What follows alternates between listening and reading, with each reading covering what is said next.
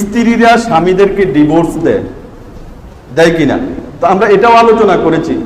যদি স্ত্রীকে স্বামী বিবাহের সময় ডিভোর্সের যেটাকে তাফউইজ তালাক বলে সেটার অধিকার দিয়ে থাকে, তাহলে তো যদি নিঃশর্ত ভাবে দিয়ে থাকে, কোনো শর্ত ছাড়া যদি দিয়ে থাকে, নিঃশর্ত ভাবে যে তুমি যখন ইচ্ছা তালাক দিয়ে নিজের উপর তালাক দিয়ে যেতে পারো, এইভাবে যদি দিয়ে থাকে, তো স্ত্রী যখন ডিভোর্স দেয় তখনই কার্যকর হয়ে যাবে।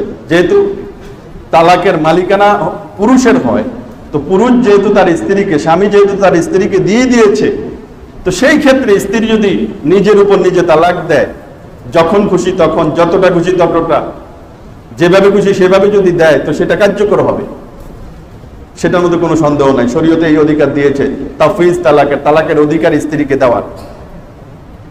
আর যদি শর্ত সাপেক্ষে দিয়ে থাকে, তো ওই শর্তগুলো যদি পাওয়া না যায়, স্ত্রী যদি নিজের উপর নিজে তালাক দেয়, যেটাকে ডিভোর্স বলে, সেই ডিভোর্সটা যদি সে দিয়ে থাকে, তো এই তালাক শরীয়তের দৃষ্টিতে কার্যকর হবে না।